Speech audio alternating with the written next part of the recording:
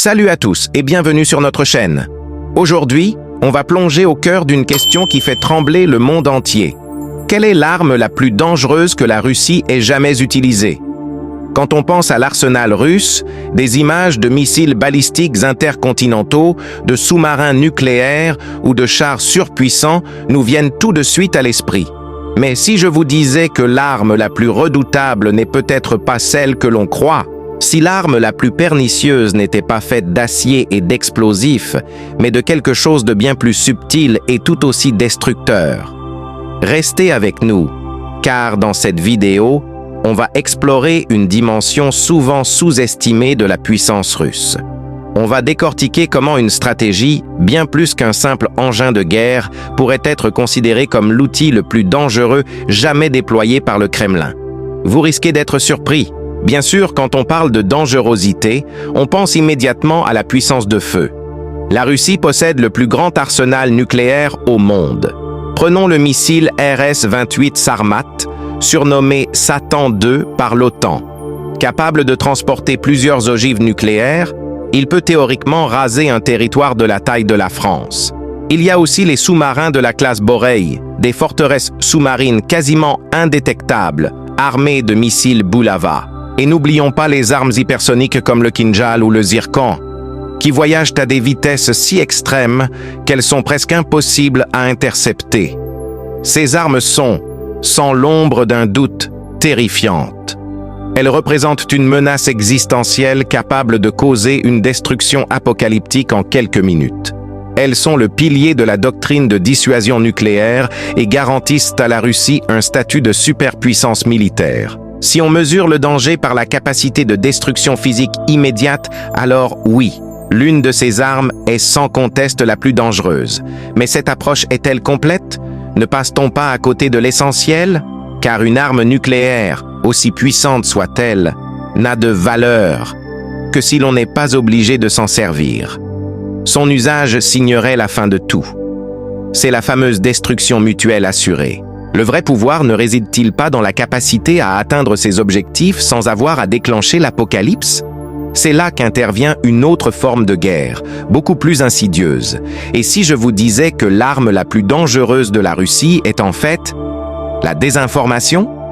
Ça peut paraître moins spectaculaire qu'un missile hypersonique, je vous l'accorde.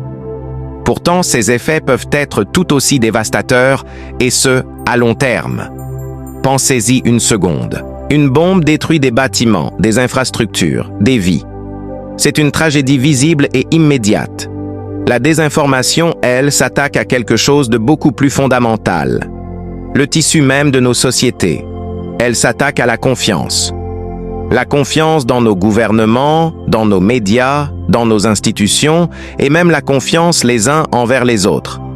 C'est une arme psychologique qui ne vise pas les corps, mais les esprits. Son objectif? Semer la discorde, polariser les débats, paralyser les processus démocratiques et affaiblir les adversaires de l'intérieur sans tirer un seul coup de feu. Comment ça fonctionne concrètement? La stratégie est sophistiquée.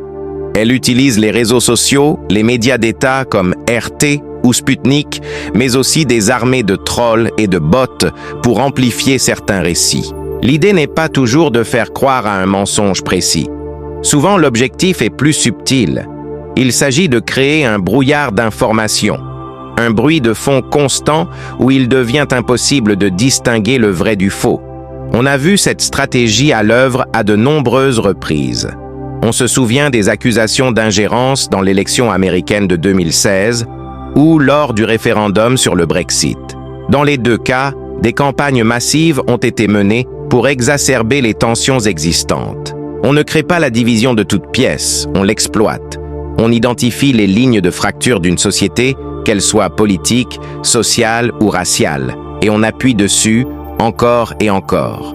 Le but est de faire en sorte que les citoyens d'un pays se déchirent entre eux. Quand un pays est occupé à gérer ses crises internes, il est forcément moins attentif et moins capable de réagir aux menaces extérieures. C'est une manière de neutraliser un adversaire sans avoir à l'affronter directement sur un champ de bataille. La dangerosité de cette arme réside dans plusieurs aspects. Premièrement, elle est peu coûteuse. Lancer une campagne de désinformation à grande échelle coûte infiniment moins cher que de construire et d'entretenir un porte-avions ou un escadron de chasseurs. Deuxièmement, elle est difficile à contrer. Comment combattre une idée? Comment prouver l'origine d'une campagne quand elle est menée par des milliers de comptes anonymes? C'est un combat asymétrique. Troisièmement, et c'est le plus grave, ses effets sont durables. Une bombe détruit, mais on peut reconstruire. Comment reconstruit-on la confiance? Une fois que le doute s'est installé, une fois que la société est fracturée en camps irréconciliables qui ne se parlent plus, le mal est fait. On le voit aujourd'hui dans de nombreuses démocraties occidentales. La polarisation est à son comble, le débat public est devenu toxique. La désinformation n'est pas la seule cause, bien sûr, mais elle agit comme un puissant accélérateur. C'est pourquoi on peut argumenter que la désinformation est l'arme la plus dangereuse. Elle ne menace pas seulement notre sécurité physique, elle menace les fondements de nos démocraties libérales. Elle transforme notre plus grande force, la liberté d'expression et l'ouverture, en notre plus grande vulnérabilité. Elle retourne nos propres outils, comme les réseaux sociaux, contre nous. Pendant que nous nous concentrons sur la menace visible des missiles et des chars, une guerre invisible se déroule sous nos yeux, sur nos écrans. C'est une guerre pour nos esprits, et ses enjeux sont tout aussi élevés. Une société divisée, méfiante et paralysée est une société faible, une proie facile. Alors, que faire? La première étape, c'est la prise de conscience, comprendre que cette menace existe et qu'elle est sérieuse. La deuxième, c'est de développer notre esprit critique, ne pas croire tout ce qu'on lit, vérifier les sources, croiser les informations. C'est un effort individuel et collectif. Enfin, il faut exiger de nos plateformes numériques qu'elles prennent leurs responsabilités dans la lutte contre la propagation de la haine et des fausses nouvelles. En conclusion, si un missile Sarmat peut détruire une ville en un instant, la désinformation peut, elle, éroder une nation entière sur plusieurs années. La première est une menace de destruction brutale. La seconde est un poison lent qui s'infiltre dans les veines de la société. Et c'est peut-être ça, le vrai danger. Une arme dont on ne mesure les dégâts que lorsqu'il est déjà trop tard. La question reste ouverte, et elle est plus pertinente que jamais. Qu'en pensez-vous? Quelle est selon vous l'arme la plus dangereuse de l'arsenal russe, qu'elle soit conventionnelle ou non? Dites-le moi dans les commentaires, j'ai hâte de lire vos avis et d'en débattre avec vous. Merci d'avoir regardé cette vidéo jusqu'au bout.